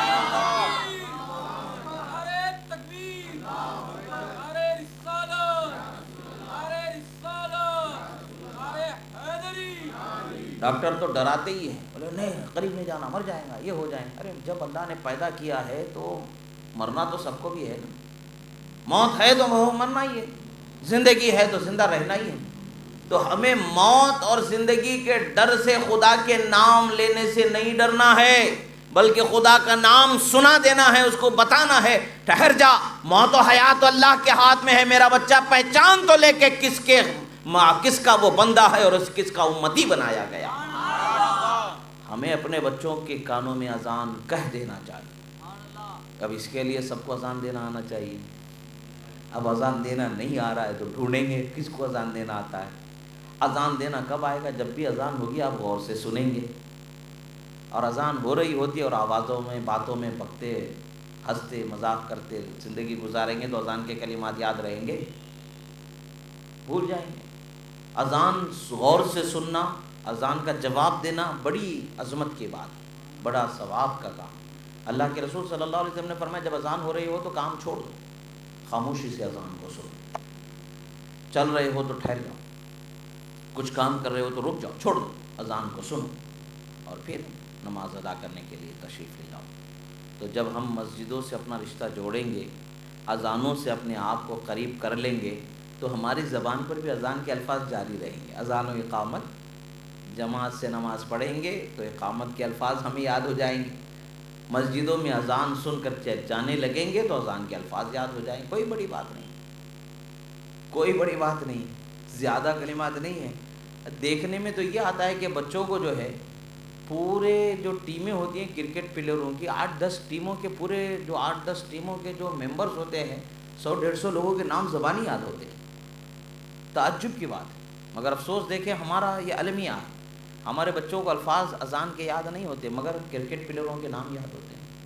افسوس کی بات ہے کہ نہیں ہے؟ ہمارے بچوں کو خلفائے راشدین کے نام نہیں پتہ، عشرہ مبشرہ کے نام نہیں پتہ، اہل بیت اطہار کے نام نہیں پتہ، ازواج مطہرات کے نام نہیں پتہ، سرکار کی بیویوں کے نام نہیں پتہ، سرکار کے قریبی رشتہ داروں کے نام نہیں پتہ ہے، چچاؤں کے نام نہیں پتہ ہے، اور اہل بیت اطہار کے نام نہیں پتہ، عشرہ مبشرہ کے نام نہیں پتہ، خلفائے راشدین کے نام نہیں پتہ. حال کیا ہو گیا؟ کیوں یہ دوری ہو رہی ہے؟ کہ ہم دور ہو گئے تو ہمارے بچے بھی دور ہو گئے، ہم قریب ہو جائیں گے تو ہمارے بچے بھی قریب ہو جائیں گے. حضرت امام حسن مجتبیٰ رضی اللہ تعالی عنہما کے کان میں رسول اللہ صلی اللہ علیہ وسلم نے اذان عطا فرمائی اور ان کا نام رکھا. اب جب نام رکھا گیا تو نام کا بھی بڑا عظیم مسئلہ ہے. حضرت مولا علی کو حرب نام پسند تھا، یعنی جنگجو، اس کا معنی ہوتا ہے جنگجو، بہادر. حضرت علی بہت بہادر تھے، بہت ماہر جنگجو تھے. اب کیوں ان کو مہارت نہیں ملی ہوگی؟ تربیت کس نے کی تھی ان کی؟ گود میں پلے کس کے تھے؟ سیکھا کس سے تھے؟ رسول اللہ کی گود میں آنکھیں کھولی، رسول اللہ کی گود میں پلے. جو کچھ سیکھا رسول اللہ سے سیکھا، تو بھلا کوئی ان کا مقابلہ کر سکے گا؟ شجاعت و بہادری ان کا ایک خاص ایسا جوہر و ہنر تھا کہ جس کی کوئی مثال نہیں ملتی. سرکار مدینہ صلی اللہ تعالیٰ علیہ وسلم نے ان کا نام حسن رکھا، اور پھر امام حسین پیدا ہوئے تب پھر ان کا نام حسین رکھا. ایک روایت میں حمزہ اپنے چچا کا نام انہوں نے رکھا، تو رسول اللہ صلی اللہ علیہ وسلم نے حسن نام رکھا. اور اس کو جو ہے پھر حضرت امام حسین پیدا ہوئے تو حضرت مولا علی نے جعفر نام رکھا، تو رسول اللہ صلی اللہ علیہ وسلم نے حسین نام رکھا. یہ رسول کرم صلی اللہ علیہ وسلم نے جب نام رکھا، یہ روایت کیا ہے؟ یہ روایت بھی صحیح الاسناد حدیث ہے. امام حاکم نے، امام احمد ابن حنبل نے، امام ابو یعلا نے اس حدیث کو روایت فرمایا. حضرت علی نے جب حضرت امام حسن پیدا ہوئے تو ان کا نام حمزہ رکھا. فلما ولد حسین سماه باسم عمه جعفرا قال فدعاني رسول الله صلی اللہ علیہ وسلم قال انی امرت ان اغیر اسم هذین فقلت اللہ ورسول عالم فسماهما حسنا وحسینا. فرمایا ایک کا نام حمزہ اور ایک کا نام جعفر رکھا. رسول اللہ صلی اللہ تعالی علیہ وسلم نے انہیں بلایا اور کہا کہ اے علی، مجھے اللہ کی جانب سے حکم ملا، ان بچوں کے نام بدل کے نام رکھو. وہ کیا رکھو؟ سرکار حضرت مولا علی نے فرمایا اللہ اور اس کا رسول بہتر جانے. اللہ اس کے رسول کے فیصلے میں بھلا ہمیں کوئی تعامل ہو سکتا؟ ہم تو آمنا و صدقنا کرنے والے، ہم جو اللہ کے رسول کہہ دیں اس پر ایمان لانے والے، جو اللہ کے رسول بتا دیں اس پر عمل کرنے والے ہیں، تصدیق کرنے والے اور عمل کرنے والے. ہمارا تو کوئی معاملہ ہی نہیں. اللہ جانے اور اس کا رسول جانے. رسول اللہ صلی اللہ علیہ وسلم نے حسن اور حسین ان کے نام رکھے. اور جس طرح سے حسن اور حسین نام ہیں، اس زمانے میں ان کے نام رکھے جانے سے پہلے یہ نام لوگوں کے ذہنوں سے چھپے ہوئے تھے. سبحان اللہ. یہ نام چھپے ہوئے تھے، لوگ یہ نام نہیں رکھا کرتے تھے. اس سے پہلے تاریخ میں اٹھا کر کے دیکھیں گے تو حسن نام نہیں ملتا، حسین نام نہیں ملتا. امام حسن امام حسین کے پیدا ہونے سے پہلے لوگوں میں نام حسن اور حسین نہیں ملتا. یہ ماجرا کیا ہے؟ اللہ تعالیٰ نے ان کے لیے خصوصی امتیاز کو برقرار رکھا. اور اللہ کے رسول صلی اللہ تعالیٰ علیہ وسلم پھر فرماتے ہیں، اللہ کے رسول صلی اللہ تعالیٰ علیہ وسلم ان کی شان و عظمت میں فرماتے ہیں کہ جو ان سے محبت کرے گا وہ مجھ سے محبت کرے گا.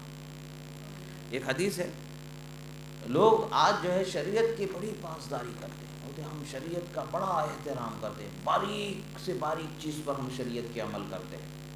وضو کر رہے ہیں تو مسواک کیسے پکڑنا ہے اس کا بھی ہم خیال کرتے ہیں، کلی کرتے ہیں تو کیسے کرنا ہے اس کا بھی ہم خیال کر رہے ہیں. بیٹھ رہے ہیں تو وضو کے لیے کیسے بیٹھنا ہے اس کا بھی ہم خیال کر رہے ہیں، ہر چیز کا خیال، باریک سے باریک چیز کا خیال شریعت کی دھار پر چلتے ہوئے دکھاتے ہیں، مگر کیا فائدہ اسے چلنے کا دھار کے تمہاری شریعت پر عمل کرنے کا جب تمہارے دلوں میں اہل بیت کی محبت ہی نہیں ہے تو کیا فائدہ؟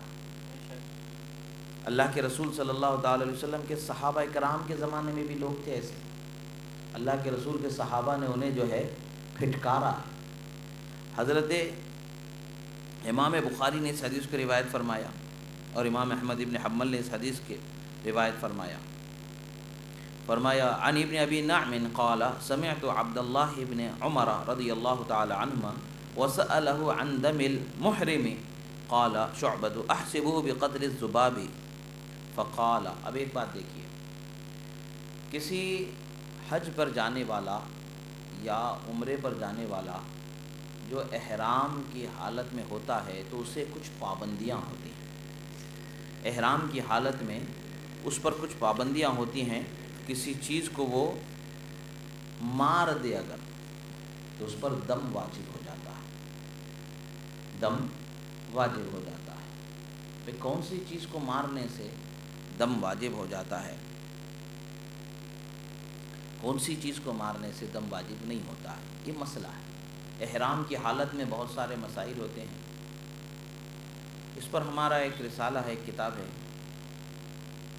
تحف الجمالیہ فی مسائل العمرۃ والزیارہ، اس میں تفصیل سے ہم نے اس مسائل کو جمع کیا ہے، اگر کوئی عمرے پر جانے والا ہوگا تو اس کتاب کو دیکھ کر کے وہ اپنی عمرے کی ادائیگی میں صحیح طریقے سے عمرہ ادا کرنے میں مدد پائے گا۔ بہت سارے مسائل کو اس میں جمع کر رکھے۔ یہاں پر حدیث صرف یہ ہے کہ ان مسئلوں پر ہمیں گفتگو کرنا نہیں ہے، یہاں صرف یہ بتانا ہے کہ سوال کرنے والے نے پوچھا اگر حالت احرام میں ہم مکھی مار دیں تو ہمارے لیے کیا کرنا ہے۔ مسئلے کا جواب بتا سکتے تھے، مگر حضرت عبداللہ ابن عمر رضی اللہ تعالی عنہما نے فرمایا کہ اہل العراق یسألون عن الذباب وقد قتلوا ابنة رسول اللہ صلی اللہ علیہ وسلم وقال النبی ہما ریحانتیا من الدنیا۔ عراق والا تھا وہ شخص جو پوچھ رہا تھا، باریک مسئلہ جاننے کی کوشش کر رہا تھا، سوچے تو بولے بھائی آدمی کتنا خیال کرنے والا ہے، مکھی مارنے کے بارے میں بھی وہ اللہ سے ڈر رہا ہے، مکھی مار دے تو اس کا کیا بھگتان کرنا ہوگا تاکہ اس گناہ سے وہ بچے، اور کیسے اپنے آپ کو گناہ سے بچا لے، مکھی کے مارنے کے گناہ سے وہ اپنے آپ کو بچ رہا تھا۔ دم کیوں واجب ہو جاتا ہے؟ بہت ساری چیزیں ہیں، بہت سارے معاملات کے کرنے پر حالت احرام میں وہ گناہ گار ہو جاتا ہے۔ حالت احرام میں کیا ہوا عمل جو منع ہے وہ کر دے تو وہ گناہ گار ہوگا، اور اس کے لیے توبہ کے ساتھ ساتھ اس کے لیے کیا کرنا ہوگا، اس کا ایک کفارہ ہے، وہ کفارہ اس کے لیے ادا کرنا ہوگا، یا تو دم کی صورت میں، یا تو صدقے کی صورت میں وغیرہ، یا تو بدنہ کی صورت میں، یہ چیزیں ہیں۔ تو یہ مسائل ہیں حج و عمرہ کے، اس کے اعتبار سے۔ اب حضرت عبداللہ ابن عمر فرماتے ہیں کہ یہ شخص کو تو دیکھو ذرا، عراق کا ہے اور اسے مکھی مارنے نہیں مارنے کی فکر ہو رہی ہے، اور یہ وہ لوگ ہیں جنہوں نے بے رحمی سے رسول اللہ کے شہزادے، ان کی بیٹی کے فرزند حضرت امام حسین کو کربلا میں شہید کر دیا۔ اور میں نے رسول اللہ کو فرماتے ہوئے سنا ہے، رسول اللہ نے فرمایا کہ حسن اور حسین میرے گلشن دنیا کے دو جنتی پھول ہیں، یہ میرے دنیا کے جو گلشن ہے اس کے دو پھول ہیں مہکتے ہوئے، میں ان سے خوشبو سونگتا ہوں۔ یعنی سرکار نے انہیں اپنا محبوب رکھا، اپنے گلشن کے دو پھول بتایا تو ان پھولوں کو انہوں نے مسل کے رکھ دیا۔ صحابہ کرام کا یہ بتانا ہمیں کیا پتہ چلتا، وہ اس عمل کو پسند نہیں کرتے تھے جو رسول اللہ صلی اللہ تعالی علیہ وسلم کے شہزادوں کے ساتھ کیا گیا۔ عراق والوں کو وہ پسند نہیں کرتے تھے۔ اب اگر کوئی دیڑھ ہوشیاری کر کے مسئلے مسائل پوچھ رہا ہے اور وہ کسی نہ کسی طریقے سے منتقص شان اہل بیت میں ہے، خارجیت زدہ، ناصبیت زدہ ہے، اب تو ایک ماحول بن گیا ہے، عام سی فکر ہو گئی ہے ناصبیت زدہ، خارجیت زدہ، بڑے بڑے اسٹیجوں کے بڑے بڑے مقرر ناصبی خارجی بنتے نظر آ رہے ہیں، ان کی زبانوں سے ناصبیت کی بولی، خارجیت کی بولی نکل رہی ہے۔ اہل بیت اطہار رضوان اللہ علیہم اجمعین کی شان میں بے ادبیاں، گستاخیاں ایسی ایسی جرأتیں ان کی ہو رہی ہیں کہ عقل حیران ہو جاتی ہے۔ ہم تو بس یہی کہیں گے لعنت اللہ علیکم دشمنان اہل بیت، اے اہل بیت کے دشمنوں تم سب پر اللہ کی لعنت۔ وہ جو بھی دشمن ہے، جیسا بھی دشمن ہے، اس پر اللہ کی لعنت ہی لعنت رہے۔ حضرت عبد الرحمن ابن ابی نعم فرماتے ہیں کہ وہی حدیث دوسرے اس میں دوسری حدیث ہے وہی معنی کی کہ حضرت عبداللہ ابن عمر رضی اللہ تعالیٰ عنہما سے پہلی حدیث میں جو ہے مکھی کے متعلق سے ذکر ہوا، تو دوسری حدیث میں مچھر کے متعلق سے، نا مچھر ہو یا مکھی ہو، بہت چھوٹی چیز ہے نا، مچھر اور مکھی آدمی عام طور سے مار ہی دیتا ہے۔ مچھر کا مارنا اور اس کا گناہ ان کی نظر میں اہم ہے، اس سے بچنا چاہ رہے ہیں، مگر رسول اللہ کے شہزادے کو مارنے کو وہ گناہ نہیں سمجھ رہا ہے اور اس سے بچنا نہیں چاہا۔ کتنی بدبختی کی بات ہے! یہ نیکی جو کر رہا ہے وہ اسے کام آئے۔ اللہ کے رسول صلی اللہ علیہ وسلم فرماتے ہیں اگر کوئی شخص کعبہ شریف کے صحن میں ہے، یعنی مطاف میں ہے، حجر اسود اور مقام ابراہیم کے بیچ میں ہے، اور زندگی بھر وہیں عبادت کرتا رہے، نماز پڑھتا رہے، روزے رکھتا رہے، اور وہ اس حال میں مرے کہ اہل بیت کا بغض اس کے دل میں ہے، تو وہ جہنم میں ڈالا جائے۔ سوچے کعبۃ اللہ کے دروازے کے سامنے عبادت کرنے والا بھی ہے اور اہل بیت کی عداوت اپنے دل میں رکھا ہوا ہے، بغض رکھا ہوا ہے، تو بخشا نہیں جائے گا، جہنم میں ڈالا جائے گا۔ پتہ کیا چلتا ہے؟ اہل بیت کی محبت ہمارے لیے باعث نجات ہے، ہمارے لیے اللہ کی طرف سے امان ہے، رحمت ہے، ان سے محبت کرنا ہمارے لیے عظیم بات ہے۔ ان رجلا من اهل العراق سأل ابن عمر رضی اللہ عنہما عن دم البعوض يصيب الثوب فقال ابن عمر رضی اللہ عنہما انظروا الى هذا يسأل عن دم البعوض وقد قتلوا ابن رسول اللہ صلی اللہ علیہ وسلم۔ اب یہاں پر یہ حدیث میں یہ ہے کہ اس میں مکھی کو مارنے کی بات تھی، تو اس میں مچھر کا خون کپڑے پر لگ جائے تو کیا کرے؟ مسئلہ ہے، سب لوگ جانتے ہیں کہ خون ناپاک ہوتا ہے، خون ناپاک ہوتا ہے، کپڑے پر لگ جائے تو اس کو 1 درہم کے برابر 1 درہم کے برابر اگر لگ جائے، یعنی 1 روپے کا بلہ، جو پرانا روپے کا بلہ آتا تھا نا، بڑا ہوتا تھا روپے کا بلہ، اس ہتھیلی کا جو گڑا ہوتا ہے انسان کے، اس کے برابر ہم کہہ سکتے ہیں، 1 روپے کا بلہ ہم سمجھ سکتے ہیں اس کو، اتنی چوڑائی میں اگر خون لگ گیا ہے تو وہ کپڑا ناپاک ہو جاتا ہے۔ اس کپڑے کو پہن کر کے آپ نماز پڑھیں گے تو نماز نہیں ہوگی، آپ کو کپڑا بدلنا ہی پڑے گا۔ جسم پر لگا ہوا ہے تب بھی ویسا ہی ہے، اور کپڑے پر لگا ہوا ہے تب بھی ویسا ہی۔ ہاں، زخم اگر جسم پر ہے تو زخم کی حد تک معذوری ہوتی ہے، معذور کی صورت الگ ہے، کپڑے پر لگنے۔ اب اس نے پوچھا کہ کپڑے پر مچھر کا خون لگ جائے، مچھر کتنا ہوتا ہے اور مچھر کا خون کتنا ہوتا ہے، سوچئے ذرا۔ سنت کیا ہے؟ 1 درہم سے اگر کم ہے تو اس کو صاف کر لینا سنت ہے، نہیں ہے 1 درہم کے برابر ہے یا اس سے زیادہ ہے تو اس کو نکال دینا واجب ہو جاتا، فرض ہو جاتا، صاف یا تو کپڑا دھول کے پہنو یا دوسرے کپڑے میں نماز پڑھو۔ اب 1 مچھر کا خون کتنا آتا ہے؟ مچھر تو ہم سب کو کاٹتے بھی ہیں، بیگن پلی تو مچھروں سے بھرا ہوا شہر ہے، مچھروں سے بھرا ہوا شہر، مچھر کاٹتے ہیں، کبھی کبھی کپڑوں پر مچھر کو مارتے ہیں تو خون بھی لگ جاتا ہے۔ 1 روپے کے بلے کتنا چوڑا لگتا ہے کیا؟ اتنا چھوٹا سا خون لگتا ہے۔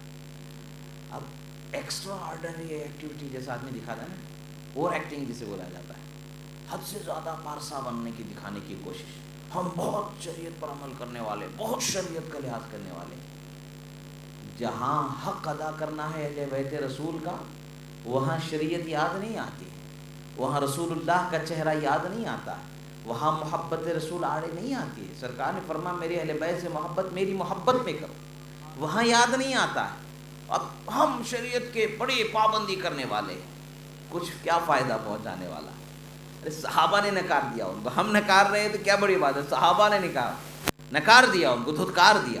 حضرت عبداللہ ابن عمر فرماتے انظروا الی ھذا، ذرا دیکھو تو صحیح اس انسان کو جو عراق والا ہے، یہ مچھر کے خون کے بارے میں مسئلہ معلوم کر رہا ہے، اور وقد قتلوا ابن رسول اللہ صلی اللہ علیہ وسلم، جبکہ انہوں نے تحقیق کے حضرت رسول اللہ کے شہزادے کو قتل کر دیا۔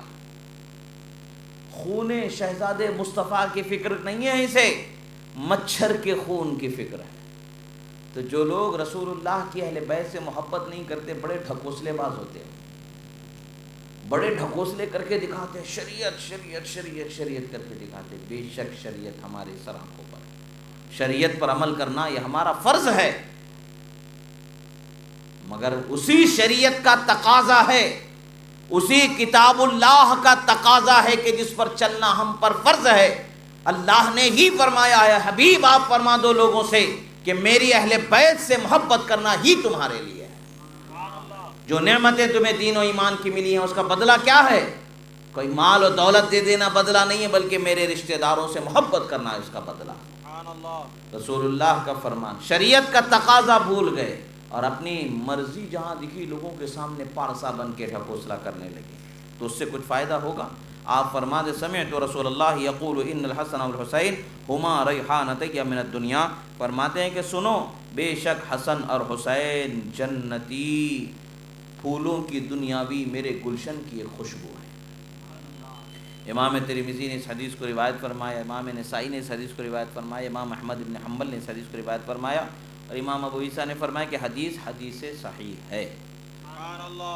حدیث صحیح ہے۔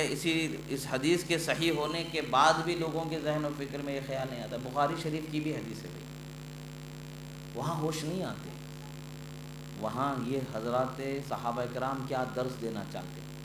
تم لوگوں کو ان سب چیزوں سے زیادہ تو فکر اہل بیت کی محبت کی کرنی چاہیے، اہل بیت کی محبتوں سے اپنے دل کو بسانا چاہیے۔ اس محبت سے تم کیوں اپنے آپ کو دور کرتے ہو؟ اب سرکار مدینہ صلی اللہ تعالیٰ علیہ وسلم فرماتے ہیں، حضرت عمر بن خطاب رضی اللہ تعالیٰ عنہ سے روایت ہے، خلیفہ دوم اور خلیفہ برحق حضرت فاروق اعظم کا روایت کردہ یہ کلام ہے، فرماتے ہیں، قال سمعت رسول اللہ صلی اللہ علیہ وسلم یقول کل بنی انثى فإن عصبتهم لأبيهم ما خلا ولد فاطمہ فإنی انا عصبتهم وأنا أبوهم، رواہ الطبرانی۔ فرماتے ہیں کہ ہر عورت کے بیٹوں کے نسبت ان کے باپ کی طرف ہوتی ہے، یعنی بچوں کے باپ کی طرف سے نسبت ہوتے ہوئے باپ دادا کی طرف ان کی نسبت ہوتی ہے، ماں سوائے فاطمہ کی اولاد کے۔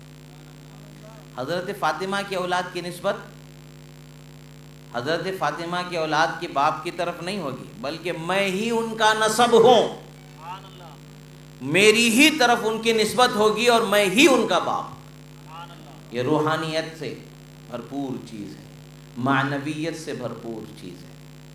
رسول اللہ صلی اللہ تعالیٰ علیہ وسلم نے فرمایا کہ ان کی نسبت میری ہی طرف ہوگی، جب بھی بولے جائیں گے انہیں شہزادہ رسول بولا جائے گا، انہیں ریحانہ رسول بولا جائے گا۔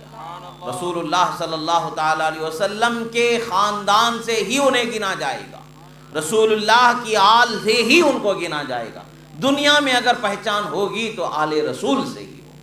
یہ رسول اللہ صلی اللہ تعالیٰ علیہ وسلم کا فرمان۔ انہی امیر المومنین سے روایت کہ حضرت عمر بن خطاب رضی اللہ تعالیٰ عنہ سے روایت کہ آپ فرماتے، سمعت رسول اللہ صلی اللہ علیہ وسلم یقول کل سبب ونسب منقطع یوم القیامت ما خلا سببی ونسبی وکل ولد اب فإن عصبتهم لأبيهم ما خلا ولد فاطمة فإني أنا أبوهم وعصبتهم، رواہ عبد الرزاق والبیہقی والطبرانی۔ امام عبد الرزاق نے مصنف میں روایت فرمایا اور امام بیہقی نے روایت فرمائی، امام طبرانی نے اس حدیث کو روایت فرمایا۔ فرماتے ہیں کہ آپ سرکار مدینہ صلی اللہ علیہ وسلم فرماتے ہیں، قیامت کا دن جب ہوگا ہر رشتہ دار کا رشتہ ٹوٹ جائے گا، نہ باپ سے بیٹے کا رشتہ باقی بچے گا، نہ بیٹے سے باپ کا رشتہ باقی بچے گا، نہ شوہر کا، نہ بیوی کا، نہ باپ کا، نہ کوئی رشتہ، کسی خاندان کی رشتہ داری کا کوئی رشتہ باقی نہیں بچے گا سوائے میرے خاندان کے۔ فرماتے ہیں سوائے میرے خاندان، میرا خاندان جو میرا نسبی رشتہ ہے وہ رشتہ باقی رہے گا، وہ کبھی منقطع نہیں ہوگا۔ پتہ کیا چلتا ہے؟ جو آل رسول ہوگا دنیا میں وہ قیامت میں بھی آل رسول ہی ہوگا۔ جو رشتہ یہاں رسول اللہ سے ہے اسی طریقے سے رشتہ قیامت میں بھی برقرار رہے گا۔ سب رشتے ٹوٹ جائیں گے مگر رسول اللہ کے خاندان کا رشتہ رسول اللہ سے نہیں ٹوٹے گا، آپ کے اہل بیت کا رشتہ آپ سے نہیں ٹوٹے گا۔ پھر فرماتے ہیں سرکار مدینہ صلی اللہ علیہ وسلم ہر بیٹے کی نسبت باپ کی طرف ہوتی ہے سوائے فاطمہ کی اولاد کے، کہ فاطمہ کی اولاد کی نسبت میرے طرف ہوگی، دنیا انہیں جب بھی یاد کرے گی شہزادہ رسول کہہ کر کے ہی یاد کرے گی۔ یہ حدیث مبارکہ کا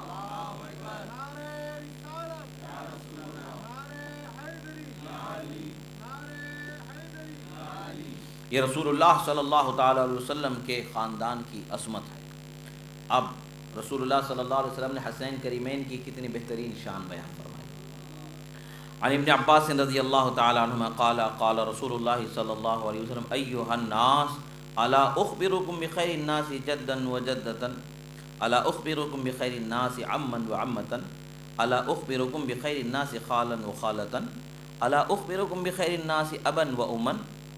فرماتے ہیں اے لوگو کیا میں تمہیں ان کے بارے میں نہ بتاؤں جو نانا اور نانی کے اعتبار سے سب لوگوں میں بہتر ہیں؟ اے لوگو کیا میں تمہیں ان کے بارے میں نہ بتاؤں چچا اور پھوپھی کے لحاظ سے جو سب لوگوں میں بہتر ہیں؟ اے لوگو کیا میں تمہیں ان کے بارے میں نہ بتاؤں جو ماموں اور خالہ کے اعتبار سے سب لوگوں میں بہتر ہیں؟ اے لوگو کیا میں تمہیں ان کے بارے میں نہ بتاؤں جو ماں باپ کے لحاظ سے سب لوگوں میں بہتر ہیں؟ کتنی چیزیں یہاں پر بتائی، نانا اور نانی، پھر اس کے بعد میں چچا اور پھوپھی، اور اس کے بعد میں خالہ اور ماموں، پھر اس کے بعد میں باپ اور ماں، نانا نانی چچا پھوپھی ماموں خالہ باپ اور ماں۔ عام طور سے سب انسان کے رشتے ہوتے ہیں، یہ رشتے ہوتے ہیں۔ سرکار نے فرمایا کیا میں تمہیں بتاؤں ان رشتوں میں سب سے بہترین شخص جو رشتوں کی اعتبار سے جو سب سے بہترین، یہ جو رشتے ہیں ان رشتوں کے اعتبار سے دوسرے لوگوں سے بہتر جسے کہا جائے وہ کون سی شخصیت ہے؟ فرماتے ہم الحسن والحسین، وہ حسن اور حسین ہیں، جدہما رسول اللہ و جدتہما خدیجۃ بنت خویلد۔ فرماتے ان کے نانا رسول اللہ ہیں اور ان کے نانی خدیجۃ الکبریٰ رضی اللہ تعالی عنہا۔ اور پھر فرماتے ہیں امہما فاطمہ بنت رسول اللہ و ابوہما علی بن ابی طالب۔ فرماتے ہیں کہ ان کی امی فاطمہ زہرا بنت رسول اللہ ہیں اور ان کے والد علی ابن ابی طالب رضی اللہ تعالی عنہما ہیں، اور ان کے چچا کون ہے؟ جعفر ابن ابی طالب، عمہما جعفر ابن ابی طالب و ام ہانی بنت ابی طالب، عمتہما ام ہانی بنت ابی طالب۔ فرماتے ہیں جعفر ابن ابی طالب ان کے چچا ہیں، ام ہانی بنت ابی طالب ان کی پھوپھی ہیں، پھوپھی کے اعتبار سے، چچا کے اعتبار سے، والد کے اعتبار سے، والدہ کے اعتبار سے، نانا کے اعتبار سے، نانی کے اعتبار سے، ان رشتوں کی نسبت سے جو بہترین شخصیت کون ہے؟ وہ حضرت امام حسن و امام حسین۔ پھر فرماتے وخالہم القاسم ابن رسول اللہ وخالاتہما زینب و رقیہ و ام کلثوم بنات رسول اللہ صلی اللہ علیہ وسلم۔ پھر فرماتے ہیں کہ ان کے ماموں کون ہیں؟ قاسم ابن رسول اللہ صلی اللہ علیہ وسلم، رسول اللہ کے شہزادے حضرت قاسم رضی اللہ تعالی عنہ ہیں، جن کو سرکار نے فرمایا کہ ماموں قاسم ہیں، اور خالائیں کون ہیں؟ حضرت بی بی زینب، حضرت بی بی رقیہ اور حضرت بی بی ام کلثوم رضی اللہ تعالی عنہ۔ یہ خالائیں بھی عظمت والی ہیں، ان خالاؤں کے رشتے کے اعتبار سے بھی ان دونوں کا مقام بلند و بالا، اور ماموں کے رشتے کے اعتبار سے بھی یہ بہترین شخصیتیں، والد و والدہ کے رشتے کے اعتبار سے بھی یہ لوگ بہترین شخصیتیں، چچا پھوپھی کے رشتے کے اعتبار سے بھی یہ لوگ بہترین شخصیتیں، نانا نانی کے اعتبار سے بھی یہ لوگ بہترین شخصیتیں۔ اب یہ شخصیتیں تو بہترین ہو گئیں، اب بہترین کیسے ہیں؟ پھر اور نعمتیں سرکار فرماتے ہیں، پھر فرماتے ہیں جدہما فی الجنہ و ابوہما فی الجنہ و امہما فی الجنہ عمہما فی الجنہ و عمتہما فی الجنہ و خالاتہما فی الجنہ و ہما فی الجنہ۔ فرماتے ہیں ان کے نانا نانی جنت میں رہنے والے ہیں، اور ان کے والد والدہ جنت میں رہنے والے ہیں، ان کے چچا پھوپھی جنت میں رہنے والے ہیں، ان کے خالہ ماموں جنت میں رہنے والے، یہ جنت میں رہنے والے ہیں۔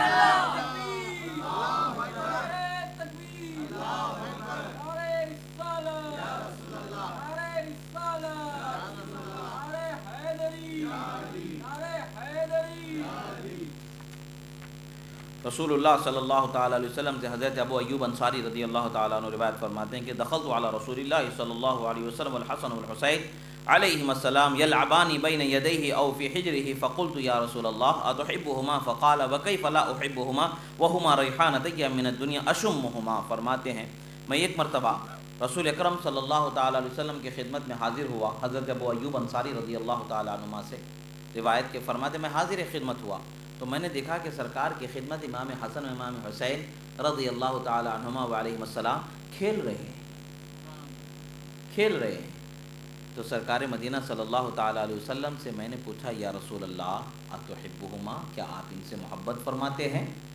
اللہ کے رسول صلی اللہ علیہ وسلم نے فرمایا بے شک، میں کیوں نہ ان سے محبت کروں، کیونکہ یہ میرے دنیا کے گلشن کے دو مہکتے ہوئے پھول خدا نے بنایا. اللہ تبارک و تعالیٰ نے انہیں میرے خوشبو لینے والے پھول بنایا ہے، تو میں کیسے ان سے محبت نہ کروں. پتہ کیا چلتا ہے کہ رسول اللہ کے نواسے امام حسن و امام حسین رضی اللہ تعالی عنہما سے محبت کرنا رسول اللہ کی سنت ہے. آج ہم ان سے محبت کرتے ہیں تو ہم سنت رسول پر عمل کرتے ہیں، اور ہماری آنے والی نسلیں بھی ان سے محبت کرتی ہیں تو سنت رسول پر عمل کرتی ہیں. اور آپ یاد رکھیں، جس فرد نے بھی ان سے سچی محبت رکھی وہ محروم نہیں رکھا جائے گا، یقیناً خدا کی بارگاہ سے انعام کا مستحق ٹھہرایا جائے گا. اللہ تبارک و تعالیٰ انہیں بے حد انعامات و اکرامات سے مالا مال کرے گا جو ان سے محبت کرنے والا. آج ہمیں ضرورت ہے کہ اپنے آنے والی نسلوں کو اس محبت کی تعلیم دیں. اللہ کے رسول نے فرمایا علموا اولادکم ثلاث خصال حب نبیکم وحب اہل بیتہ وقراءۃ القرآن او کما قال رسول اللہ صلی اللہ علیہ وسلم. امام طبرانی نے اس حدیث کی روایت فرمایا اس کے رجال صحیح ہے. حدیث کیا ہے؟ اپنے بچوں کو تین چیزیں ضرور سکھاؤ. اللہ کے رسول کی محبت سکھاؤ، اللہ کے رسول کے اہل بیت کی محبت سکھاؤ، اور اللہ کے کلام کا پڑھنا، قرآن کی تعلیم سکھاؤ. تین چیزیں سکھاؤ، نبی کی محبت، نبی کے اہل بیت کی محبت، اور قرآن کی تعلیم انہیں عطا کرو. یہ تین چیزیں اپنے بچوں کو ضرور سکھائیں. آپ رہیں یا نہ رہیں، آپ چلے بھی جائیں تو آپ کے بچوں کی یہ عمل آپ کے لیے بخشش کا ذریعہ بنتے چلے جائیں. اللہ رب العزت کی بارگاہ میں دعا ہے جو کہا گیا سنا گیا، کہنے میں سننے میں جو غلطی ہوئی اللہ تعالیٰ اسے معاف فرمائے، جو حق و صحیح کہا گیا اللہ اسے قبول فرمائے، اور ہمارے دلوں میں اس کے حبیب صلی اللہ علیہ وسلم کی سچی محبت عطا فرمائے، آپ کے آل و اصحاب کی سچی محبت عطا فرمائے، بالخصوص پنجتن پاک کی سچی محبت عطا فرمائے. ان کی محبت میں ہمیں دنیا و آخرت کی زندگی میں کامیاب فرمائے. پروردگار ہم گناہ گار ہیں مولا، ہمارے گناہوں کو معاف فرما. ہم خطا کار ہیں مولا، ہماری خطاؤں کو معاف فرما. پروردگار تو کریم ہے مولا، کرم فرما. تو رحیم ہے مولا، رحم فرما. مولا جن کے بھی گھروں میں جو بھی شخص بیمار ہے مولا سب کو شفا کاملہ و عاجلہ عطا فرما. جو قرض دار ہے انہیں بارک قرض سے سبک دوشی عطا فرما. جو پریشان حال ہے ان کی پریشانیوں سے نجات عطا فرما. ہم میں جو قرض دار ہے مولا ہماری قرض داریوں سے ہمیں نجات عطا فرما، قرضوں سے نجات عطا فرما، پریشانیوں سے نجات عطا فرما، دشمنوں سے نجات عطا فرما، حاسدوں سے نجات عطا فرما، بد اخلاقوں کی بد اخلاقی سے ہماری حفاظت فرما. پروردگار تیرے حبیب کریم صلی اللہ تعالی علیہ وسلم کے صدقے و طفیل میں مولا ہماری دعاؤں کو قبول فرما. جن کے گھروں میں جوان بیٹے بیٹیاں بھائی بہن غیر شدہ ہیں ان کی شادیوں کے اسباب مہیا فرما، ان کا بہتر و تابندہ مستقبل فرما. تمام مومنین مومنات کے رشتے ازدواج میں محبت محبت شفقت رحمت عنایت عطا فرما. جو بھی اولاد ہے انہیں صاحب اولاد فرما، جن کے اولاد ہے انہیں نیک بااخلاق باکردار فرما. تیرے حبیب کا چاہنے والا سچا وفادار مسلمان فرما. پروردگار دنیا میں جہاں کہیں بھی ظلم ہو رہا ہے مسلمانوں پر مولا ظالموں کو نیست و نابود فرما.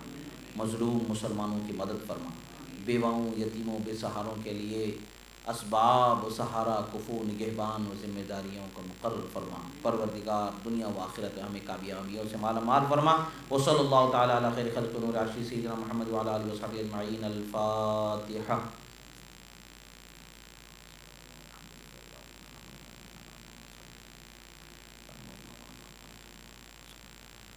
قال الله تعالى في شان حبيبنا الله وملائكته يصلون على النبي يا ايها الذين امنوا صلوا عليه وسلموا تسليما. اللهم صل على سيدنا نبينا مولانا محمد عدد ما في علم الله صلاة دائمة بدوام ملك الله وعلى اله وصحبه اجمعين. سبحان ربك رب العزة عما يصفون وسلام على المرسلين والحمد لله.